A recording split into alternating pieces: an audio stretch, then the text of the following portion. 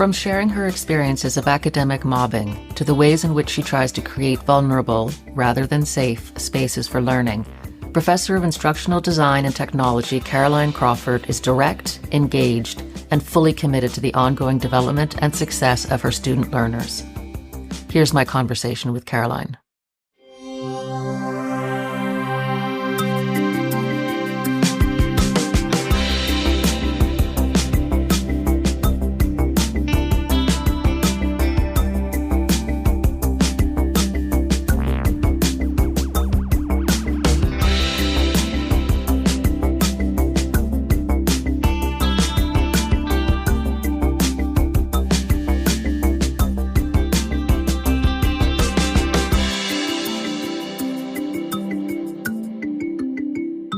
Thank you very much, Caroline, for making time to speak with me today, because I really do appreciate that. Absolutely. It's nice to meet you face to face. Absolutely. Absolutely. I feel the same way. Thank you. Full disclosure, I think I know more about your career progression than most people I interview, with the exception of friends, people that I know, because you've written for the book that we're working on together. Just for my own understanding, what really stood out to me when I read your chapter was, here's somebody who had really unpleasant experiences as a student, decided to study education, had really mixed experiences as a graduate student, stayed in education, had wonderful experiences teaching students, and a horrible experience interacting with others in the education environment, in an academic environment anyway. So I just thought there must be something that kept pulling you through this focus on education. You weren't willing to give it up, even though left and right, these things were just blocking you in your way, or just sort of, I think, trying to discourage you quite a bit. Courage is a very kind way of putting it. Okay. So so why don't I wanted to ask you about the cognitive vulnerability, but first, why don't we talk about the toxic culture and the work mobbing? Because I have a feeling that was probably input into the cognitive vulnerability theory that you have. It was. Okay. Okay. So why don't you share whatever you're comfortable sharing about your experience as an academic in an educational institution? It has not been positive.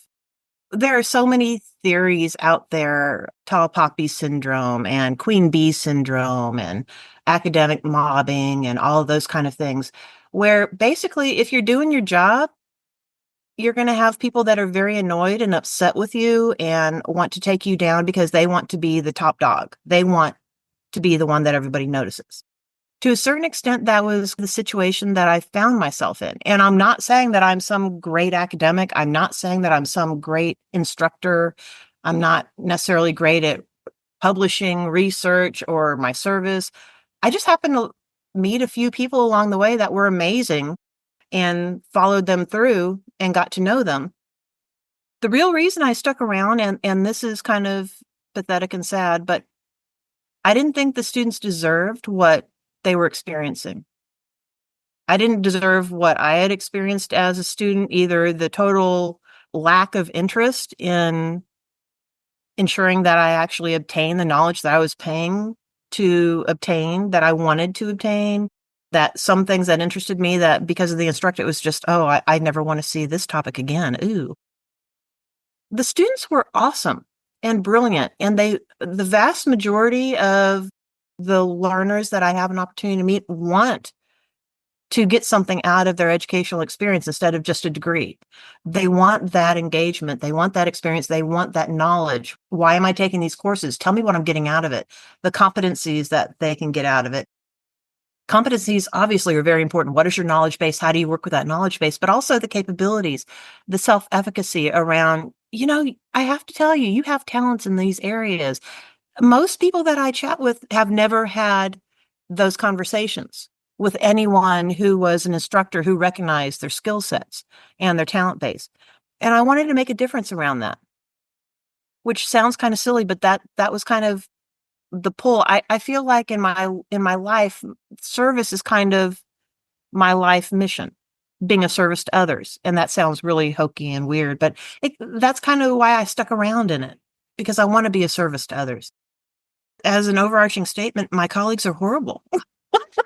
I mean, the cruelty that I've seen towards other colleagues, the cruelty that I've seen towards the student learners is wild, wild and hurtful and amazing that these people remain and are retained and move up in the organization. When you look at the university that you work in, can you look back to a time when it wasn't like that? Like, how did the culture toxify in that way? Or is it just No, a natural? Okay. I knew it was toxic before I accepted the job. I was warned. It was far beyond normal. But as I've been in academia, not including graduate studies, 26, 27 years now, and it's not an abnormal experience. This is true in the vast majority of universities. And luckily, I've had an opportunity to work with people around the globe, and it's not an abnormal experience. For some reason, over the past, and maybe it's just me, 10 years, it's becoming enhanced. And maybe that's because of the stress and the pressures. A lot of universities and colleges, their numbers are going down. So the programs are under stress, the colleges are under stress, the administrators are under stress. Therefore, everybody's under stress. But I was surviving because I learned how to act very passive and do my own thing. I was surviving as a tenure track person and then newly tenured because I kind of understood the politics of you want to be the shadow in the room. You don't want to stand out amongst these people. And it was very much running around the desk, being chased around the desk, quid pro quo type crazy. It's like, this is madness. No. First off, why do you think I'd want you? But oh, no. And I was talking to some colleagues who were a couple of years behind me, and they were going through very similar things. There was no support. It was always quid pro quo. And we started bonding together like, look, I've kind of figured this out. Let me help you. And it became very much a pass it forward type thing where we were trying to help other people who were coming up and struggling because they just wanted to do their job. And they seemed very strong in what they were doing, but were not receiving the support they should have. And I'm not just talking about within my university, I'm talking about on more of a global stage type thing. So that also, I felt like I was being of service to other people, helping progress their professional side along. And one of the people that I was helping worked with me, and I would give the person first authorship, even though I did the vast majority associated with the paper, and would talk extensively with this person about what I was doing and how I was doing it to try and I thought I was helping support and teach this person along. And after a year of doing this, I was working with a buddy from another university, and we were attending a conference that this person was presenting at. We both sat down, and partway through the presentation, I was bored and started playing around with a new idea, just writing things down. And my buddy hit me, elbowed me really hard. And he's like, look, pay attention, pay attention. This is your stuff. It's like, no, nobody would do that. Come on.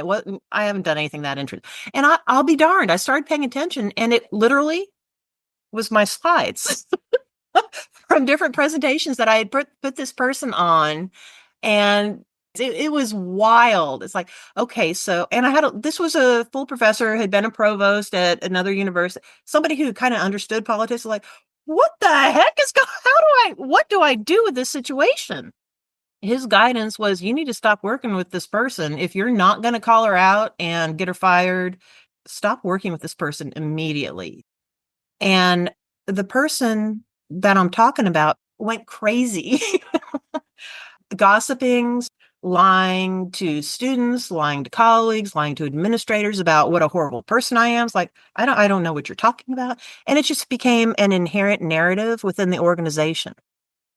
And I didn't realize until it was too late what was actually happening. When it became so bad that I was crying, driving to work, crying, driving home, I'm kind of a passive aggressive person myself. So in order to deal with that, I edited a book about academic mobbing. And I learned a lot about other people's experiences around that and how devastating it really is to so many people. I still, whenever I walk through conferences, I have at least one person come up to me and are bawling to me about their horrible experience, and they're sharing. It's like, this is devastating. But again, we need to be able to share these things and have conversations around it. So no matter where I went, it was going to be a toxic environment. So why not stay with the devil you know until you can hit retirement and wander? Just wander away. In the midst of some of the worst of it, I had people who were very supportive and wonderful during this and trying to help me. But there were other people also. And all of these people kept coming up to me and saying, "Are you okay? Are you okay?" Because they were, and I would ask, "Yeah, I'm fine. What's going on?" Because I wasn't going to tell them. They're like, "We're reading up a little bit about what all this is going on, and we're afraid that you're going to kill yourself." It's like, "Oh, you don't know my backstory. That I'm not going down like that." But a lot of people choose to, which is truly frightening. So I think that it's an area that needs to be more openly discussed and more transparent around what's going on, because so many people choose suicide as a way out. And I'm just annoying enough. I'm not going to do that. Partially to stick around and just kind of upset all the right people, but I think I'm realizing, but I think I've known this for a short time now, is that I was very naive about how I pictured the academic world. And when I grew up in my family, it was very much the ultimate. It was the pursuit of knowledge for the sake of knowledge. It was sharing and mentoring people to come along and take the field even further. And I mean, I guess that just is really naive. And I'm sure in all organizations, these kinds of things happen, but somehow it breaks my heart that it happens in academic environments. It really does. I kind of describe the vast majority of people as middle school nerds that got beat up all the time. And now that they have a little bit of power, they are going to pay it back. That's kind of how I perceive it. Wow. But there are so many jewels. There are so many amazing people within academia as well, that it's a weird, not quite balanced, but there's something of a balance going on where there are some truly amazing people. And then there are just the dregs of humanity. Okay. So we've painted a dark picture, somewhat dark picture. You're very like vibrant and alive. So that's Oh, reassuring. thank you for that. That's good. If we make a segue into the theory of cognitive vulnerability, that was something that I picked up from, I think, from a bio on your university profile, or maybe it's your university. You've done your research. Wow, thank you. Well, we do have this dual relationship, right? Of like the book thing and the podcast thing. But I was very curious about what that looked like. What kind of a freak show I really am. Well, no, but it brought together. I studied philosophy, and so there were certain concepts that you talked about in the text that felt familiar to me, and then vulnerability is something I've explored completely separately from that. And so I thought, oh, here we're bringing together so these two areas that I've been interested in. But she's done it. There's a theory, so I wanted to know what the theory was. Well, you know just as well as I do, a theory is just an educated guess. Here's what I'm seeing, and I'm framing it around. Implicit cognitive vulnerability was something I came up with because it was specifically around one Middle Eastern male international student. And he was very insecure as he came into a graduate program with me. I really liked this person, but he was so insecure. He became my advisee and he took his first class with me. And he desperately begged me to contact one of his old professors from his bachelor's degrees days. And it just so happens, yeah, I knew this guy. It's like, I don't really want to talk about one of my students with somebody else, but the student went out of his way to actually make an email introduction. I didn't call the guy. I saw him at a conference. Like, so this person, why is he so desperate to get us together to chit chat? He's really bright, but so insecure, it's breaking him. What's going on with this guy? And he said, well, yeah, that's basically it. He's a smart guy, but he's so insecure with who he is, whatever's going on. I just didn't want to talk with you over the phone or email about it. And he was going through my classes. He was a little on the weak side. So it took a little more effort, but he got it. And he was viable. He hit the competencies. And with a little more work, he could have been even stronger, but his level of insecurity and lack of self-efficacy was an issue. So I worked extra hard with this person. And after the first course or two, he was right up there with the best of them. He was doing really, really well in the class. I was personally really impressed, but I was really excited for him. It's like, oh my gosh, he's hitting his stride. This is awesome. So he stopped taking classes with me and started taking classes with other people. And we had someone who was a faculty member in my program who was interesting and kind of didn't realize, but enjoyed hurting other people in order to make this person feel better about themselves. And in what could be conceived as a power and control situation, that's not a good personality trait. So he was taking this person's class, and he never told me what was going on in this class. It was so egregious that it hurt my heart. Other students were coming to me and saying, look, I know that you know this person. Here's what's going on in this class. And the student did not understand that this was an inappropriate way of acting, because why would a professor act this way? To the point that he did not pass the class, and he refused to do anything about it. And even though I went and talked to my supervisor, the dean, about it, the response that I always received whenever I went and tattled was, unless the student has something to say, I don't care. So even after trying to work the student to the point of going and sharing what's happening, wouldn't do it, failed the class. And someone came to me and said, would you mind offering an independent study for this student so he can pass? That person knew what was going on as well and wouldn't do anything about it. Like, yeah, absolutely. I'll do an independent study with this person.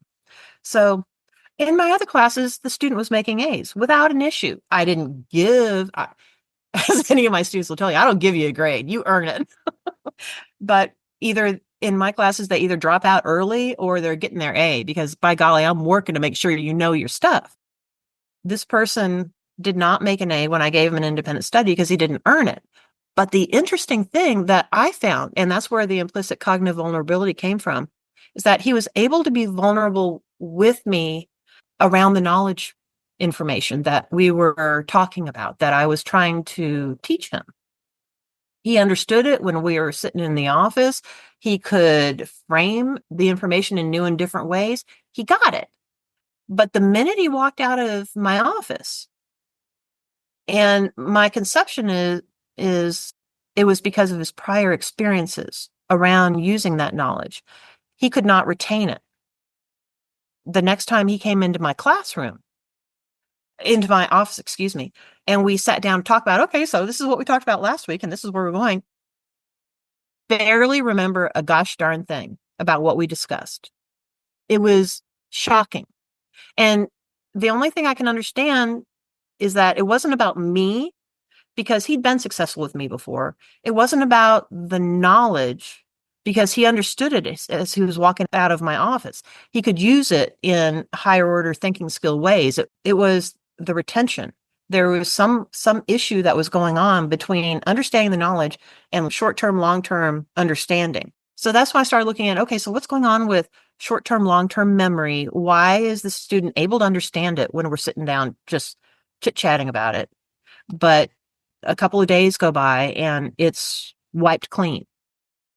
Okay, so he was fine in my classes, but in my classes, I tried to create an environment where everyone is very supportive and collegial, and we're sharing new information. It's not just the subject matter in the class, but we're learning from everybody else's experience type thing. I perceive that it's kind of a vulnerable place to be. I try to create a learning environment that is vulnerable. There's nothing wrong with being wrong. What I have an issue with is when we're not correcting those understandings and moving forward. So that's what I kind of define as a vulnerable space.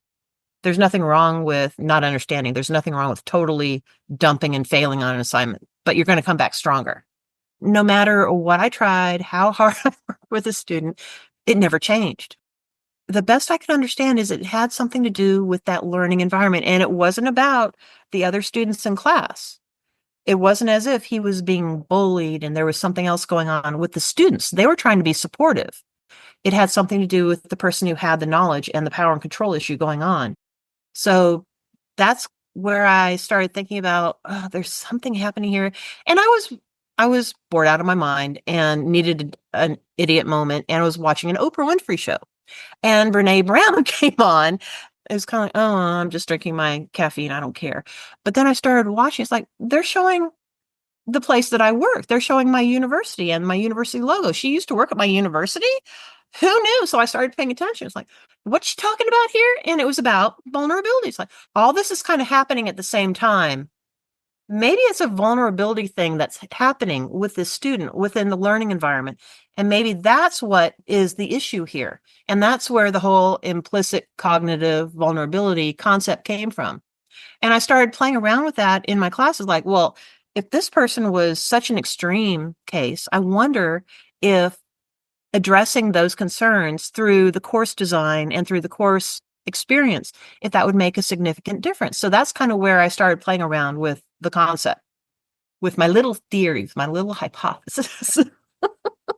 See, you can't get me start talking because I will just spiral. Oh no, I have so many things. But I didn't write any of them down. So I have so many things. First of all, you're very gracious not to correct me on the implicit cognitive vulnerability because I was just calling it. I know, but other people would be like it's an implicit cognitive vulnerability.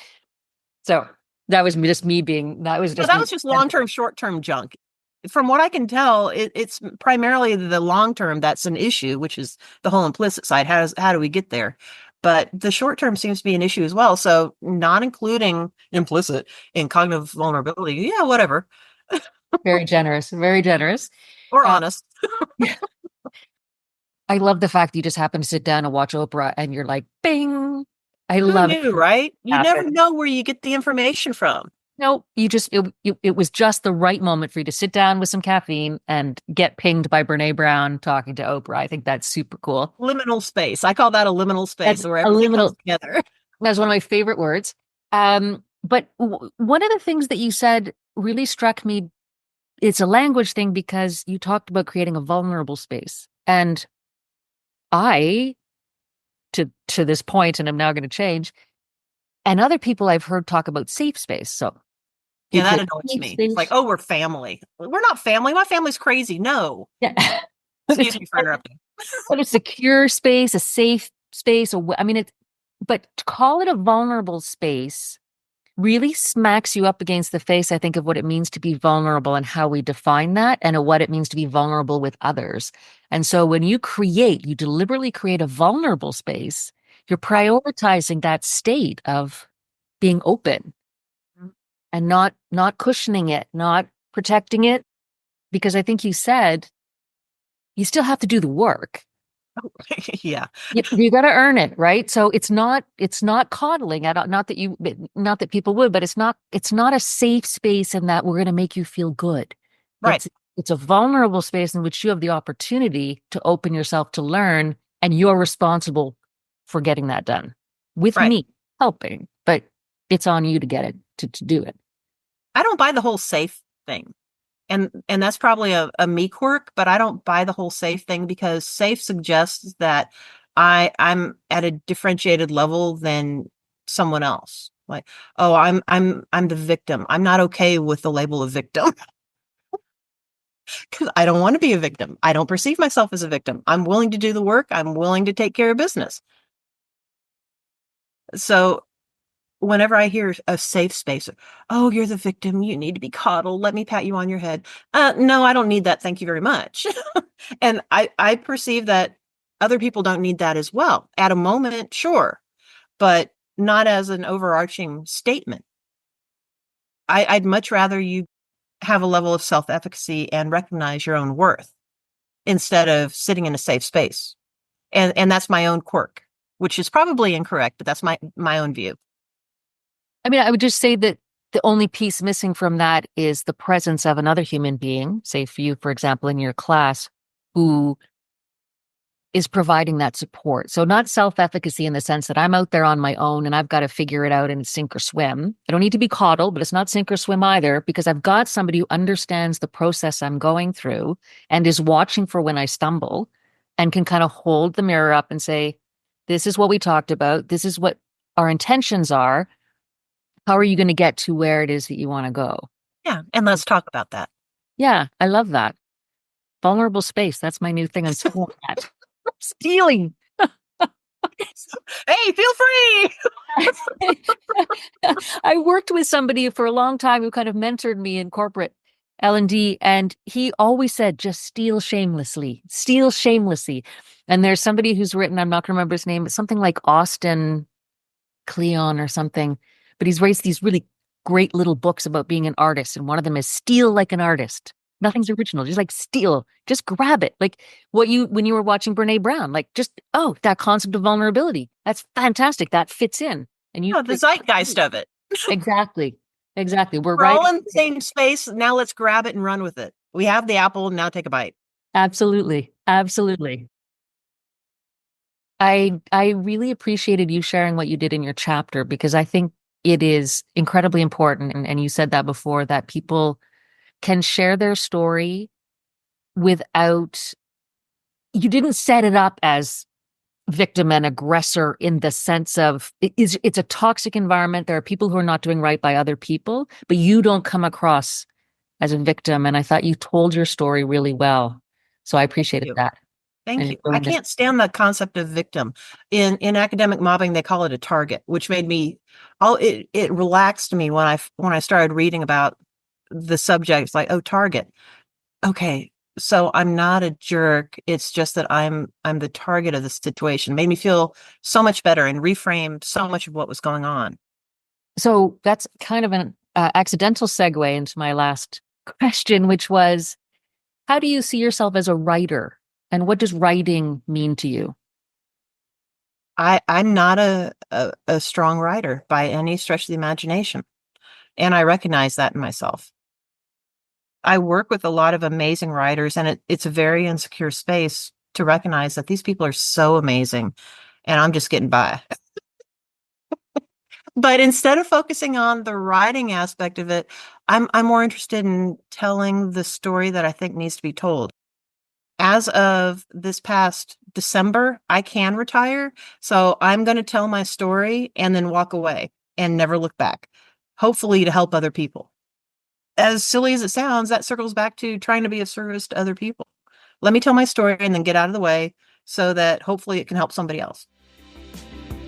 To learn more about Caroline and her academic work, you can check out her faculty page on the University of Houston at Clear Lake website at uhcl.edu/education/faculty/Crawford-Caroline.